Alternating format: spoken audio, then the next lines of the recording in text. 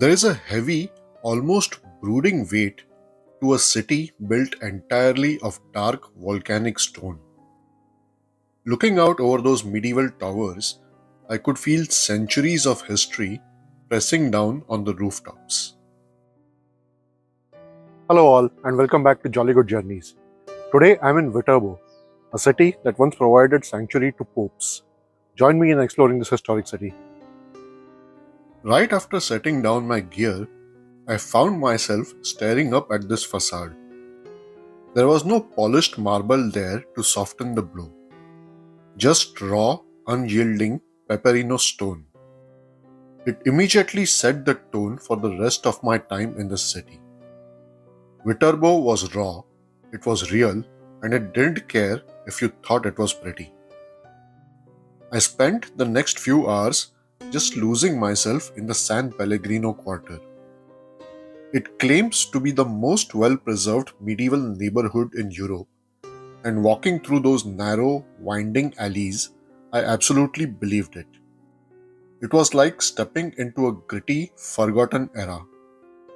The massive stone arches overhead, the steep external staircases, it formed a complete labyrinth of grey and shadow. There was no glossy tourist sheen to be found here. It felt heavily lived in, worn down by centuries of footsteps and weather. Every corner I turned felt like a secret I was uncovering completely on my own. I didn't need a map in a place like that. I just needed to put the itinerary away and let the architecture swallow me up. Eventually, the maze of alleys spat me out at the Palazzo de Papi, the palace of the popes. When Rome got too dangerous in the 13th century, the papacy fled there. It stood as an imposing fortress, a stark reminder of when religion and brute political power were the exact same thing.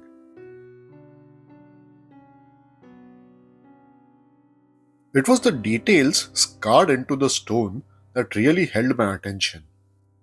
Layers of history literally carved into the rock. Those weren't just decorative flourishes, they were declarations of power, family crests of long dead nobles, and markers of a time when every block of stone was a canvas for dominance. I got a tangible sense of the egos and the empires that used that city as their playground. It was the kind of raw texture that told a truer story than any textbook could.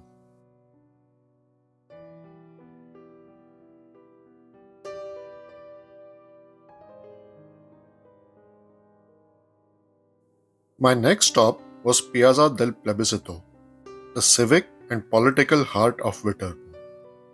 Stepping into that square, the atmosphere noticeably shifted.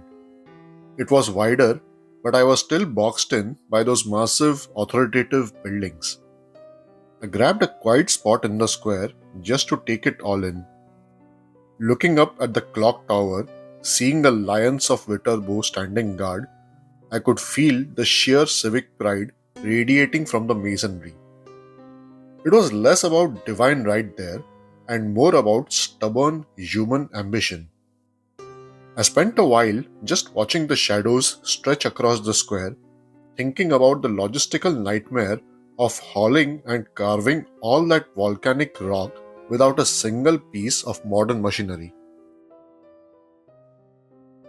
Once again, the devil was in the details. Looking closely at the civic buildings there, the carvings took on a different tone than the papal palace.